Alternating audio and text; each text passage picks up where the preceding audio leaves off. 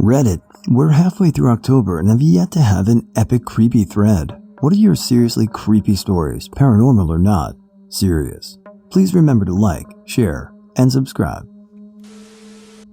My dad's house is haunted as fuck, and I moved out when I was 15. One night I was visiting. Dad was asleep upstairs and my brother and I were playing games. We hear a light knocking at the door.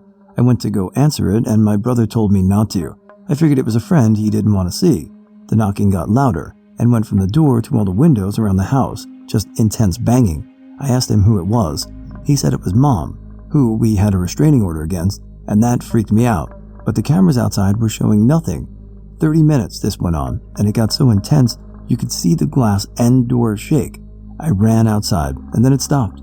That's not necessarily the creepiest, but it's one of the shorter stories. Taps comes to my dad's house about every 6 months, and I haven't been there past dark in about 10 years. Seems like a good place for the pinball machine story. As a kid, I hung out with this girl who lived in a house built in the 80s, nice big house in a recent neighborhood, so ghosts would be the last thing on my mind there. But as we hung out there more, she would tell me stories about hearing footsteps or seeing faces in the closet at night, almost as though it was routine. She knew it was weird, but it was just a thing they lived with. I never saw it myself, only being there during the day. While I slept over, we were playing in the basement where there is a pinball machine, like a big, heavy, real arcade one. I'd never played on one before and asked if I could use it. She said it was broken, but she got her mom for me. Her mom showed me that it was broken, had no balls in it, and it was unplugged, so definite no. We slept on the pull-out couch on the first floor directly above the pinball machine. Lights and TV went off, and I heard the pinball machine. Arcade noises, ball bumping, everything. I even got down on the floor and put my ear down, and indeed, the noise was coming up from below. She was unimpressed and said it just happens sometimes. I asked what happens if you open the door to the basement now. It stops, was all she said, with a shrug. And then we went to sleep, like it wasn't a big deal. I'm a skeptic and don't really believe in the paranormal, but when I was about 14 to 15, something seriously creepy happened that I can't explain. There was a guest bedroom in my old house that we kept locked with a padlock unless a guest was staying. The window was also locked and we were 3 stories high. There was a door in the room that led to my sister's room.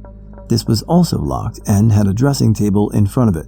Anyway, one night my sister ran to me because she heard knocking coming from inside the guest room from the door that led to her room. I go into her room and it's a loud rapping sound. There was no mistaking someone was knocking. My sister then knocked 5 times in a sort of pattern, and whoever was on the other side of that door repeated the sequence. This went on for a good 5 to 7 minutes. We looked at each other, got our other sister to come listen, and then got a baseball bat and the key to the guest room. We were all quite scared as we all heard it and no one else was in the house. I was honestly expecting the window to be open and thought someone had somehow climbed 3 stories. We opened the door and nothing. The window's locked. No one's there. Really freaked me out. Still get creeped out thinking about it, and my stomach does a flip every time I think about it. I've posted this before, but when I was in my first year of college, my grandmother lived nearby the school, so I lived with her instead of the dorms to save money. I would always hear footsteps, people walking around and talking in the house very late at night when it was just me and her. One evening, I was getting ready for bed. I had just turned off the light. There was a huge window in my room, and I happened to glance up as I was laying down, and someone was standing in my room with me, silhouetted by the window. He was huge, easily over 6 feet, and built like a linebacker. I thought that was it. Here's a murderer broke in, and there's no way I can fight this giant dude off. Suddenly, it was like a drain in the sink appeared in the center of its body mass. It sucked into itself and vanished. Turned on the light and didn't sleep in that room for a while. One time it was only me and my friend roommate in our own rooms. Out of nowhere, loud stomping was in the hallway in between our rooms. We both heard it and tried to figure out what the hell it was, but found nothing. Everything was locked up. There are pets in the house, but it sounded like boots on wood, and we were the only people in the house that were awake. Trigger warning. I dated a guy I met on an app. Nice guy, medical resident, smart, humble, attractive. But it became clear early on that he had some emotional stuff he needed to work through and was not ready for a relationship. We decided to be friends and hung out quite a bit for a few months till I dropped off. A month afterward, I texted him, no response, pretty unusual. So a week after that, I texted again, no response. I decided to call. His number's out of service. Pretty unusual for someone in the middle of a residency to get rid of their phone number, but I let it be for a while. In the next couple of weeks, I got worried. Was he okay? I checked the hospital website where he was in residency. I knew he was previously listed as a resident there because I double-checked to pre-screen before meeting him off the app. He's no longer listed. At this point, I'm really worried. Like, did something bad happen? Did he do something bad to himself? I decide to Google his name. A picture of him pops up, along with an article titled, "Man Faces Child Porn Charges After Sharing Dozens of Images Online." Literally, the creepiest thing I've ever experienced. Who had that Pee Wee Herman doll back in the 80s? Anyone who knows what I'm talking about knows that it was super creepy looking, with its pale white skin and sharp facial features. The doll had a similar look and size as one of those old ventriloquist puppets. It was even more creepy in the dark. My best friend had one that used to sit on a shelf with other dolls and stuffed animals she owned in her bedroom. As a kid, I slept over there nearly every weekend. Being that I spent so much time in that room, I knew exactly the placement of each of the dolls in that shelf. One night, we had our typical fun time of chatting and snacks, and then it was time for bed. At some point in the night, I went to the restroom, and upon coming back in the room, I got that eerie feeling of eyes on me. I glanced at the shelf to my left. The Pee Wee doll's head was turned completely to its side and was looking directly at me. I was so startled that I gasped. I felt that cold rush of fear and ran under the covers. I don't think I slept at all the rest of the night. In the morning, I bravely gave the doll a last look before exiting the room with my friend to go get some breakfast. Its head was facing its typical direction, straight forward. I never said anything to my friend because I tried to play it off as my imagination, but I did request we start having our sleepovers in her TV room. There was no one in the house but me, 12 I think, and my sister, 15. We figured out if we licked marshmallows on one end, they were sticky, and were trying to hit each other with them like dodgeball. Following this, no more than a minute later, we both heard a loud but confused "No!" from upstairs. Silence took over as we froze, looking at each other, and that sinking feeling set in. We knew no one was upstairs at all.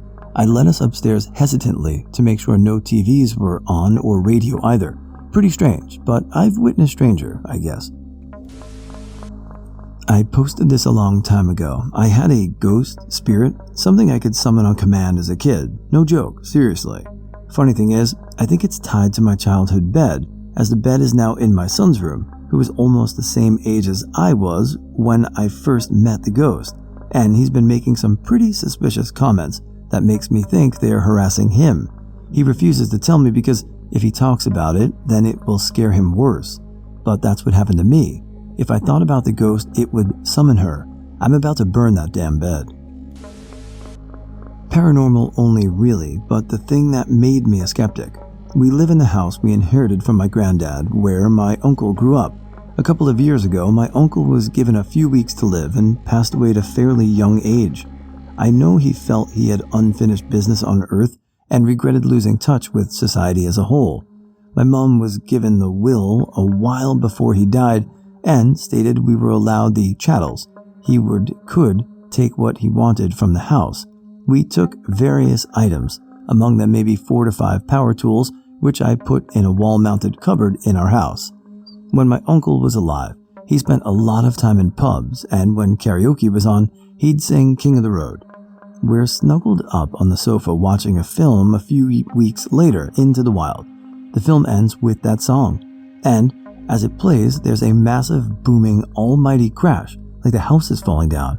I arm myself with a pole, thinking a burglar has come through the second-floor window, and go to investigate.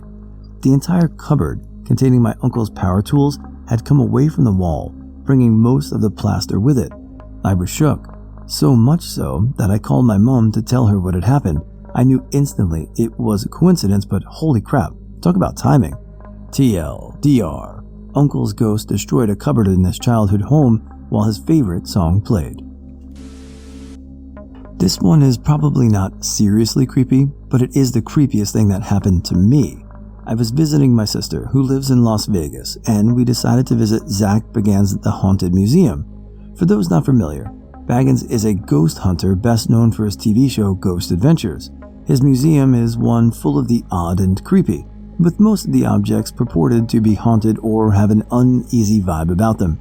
Visitors take a tour with a guide who gives the creepy history of the home and its objects. Anyway, one of the rooms is set up like an old wooden barn, and in the center is an iron cauldron that was purportedly used by the murderer Leatherface Ed Gein in his killings. Edit, like to cook their corpses or something horrifying like that. Our group of 9 was standing in the room, quite close as the cauldron takes up most of it. I was standing near a wall to my right, my sister to my left, and no one behind me. As the tour guide is speaking, I notice the hair on the back of my neck rise, and a man's voice whispers in my right ear, "Hey." I flinched, and my sister asked me what was wrong. I was in a cold sweat and terrified, couldn't get out of that room fast enough. During the same tour, we stood in front of a room that holds a supposedly possessed doll. Visitors 18 and older are free to go into the room then try to communicate with her through a spirit box. I'm too freaked out by all that nonsense, so my sister and I elected to stay out of the room while some others on the tour went in. The tour guide also stayed out of the room and was in the middle of explaining how some people are known to become physically ill when around this room because of the evil nature of the doll. Something made me watch my sister's face, and she suddenly went white as a sheet and lost her breath, feeling suddenly hot and dizzy. We had to excuse ourselves to the bathroom, and once she sat, she felt better. It could have been her blood sugar, or it was hot in the room, or she locked her knees perhaps.